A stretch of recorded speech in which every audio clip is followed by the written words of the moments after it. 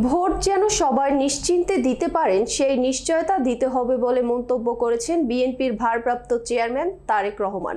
মঙ্গলবার 25 ফেব্রুয়ারি কুমিল্লার town hall মাঠে কুমিল্লা মহানগর বিএনপি আয়োজিত দ্বিবার্ষিক সম্মেলনে এ মন্তব্য করেন তিনি। তারেক রহমান বলেন, যে দাবি আদায়ের জন্য বিএনপি আন্দোলন সংগ্রাম করেছে, গুম খুনের শিকার হয়েছে, গায়েবী মামলায় কর্মীদের জেলে যেতে হয়েছে, সেই দাবি পূরণ করতে হবে। শুধু ভোটের অধিকার নিশ্চিত করলেই হবে না, সেই ভোট যেন সবাই নিশ্চিন্তে দিতে পারে সেই নিশ্চয়তা দিতে হবে। বিস্তারিত ডেস্ক রিপোর্টে।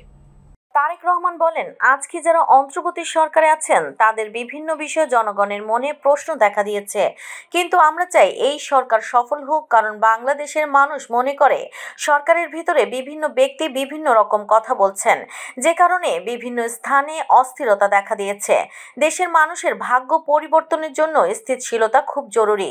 ভোটের অধিকার যত নিশ্চিত হবে বিএনপির ভিত্তি তত মজবুত হবে উল্লেখ করে তারেক রহমান বলেন, বিএনপি একটি রাজনৈতিক দল হিসেবে নির্বাচন চাওয়াটা স্বাভাবিক। একটি রাজনৈতিক দল হিসেবে আমাদের অন্যতম প্রধান লক্ষ্য ও উদ্দেশ্য হচ্ছে জনগণের কাছে ভোট চাওয়া এবং নির্বাচন চাওয়া। আজকে কিছু লোক বলছে বিএনপি শুধু নির্বাচন চায়।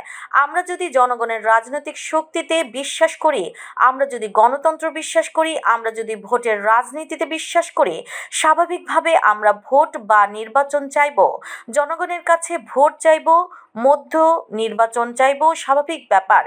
একটি স্বাভাবিক ব্যাপারকে কেন কিছু লোক অস্বাভাবিক ব্যাপার হিসেবে দেখছে সেটি আমার ভেবে দেখতে হবে। বাংলাদেশে এই মুহূর্তে নির্বাচন যদি বিলম্বিত হয় তাহলে কারা সুবিধা পাবে, এটি আজকে একটি গুরুত্বপূর্ণ বিষয়। তিনি বলেন, বাংলাদেশে যদি আমরা গণতন্ত্র চর্চা করতে পারি, গণতন্ত্র প্রতিষ্ঠা করতে পারি, এই দেশকে এবং দেশের মানুষকে ষড়যন্ত্রের হাত থেকে রক্ষা করা সম্ভব হবে।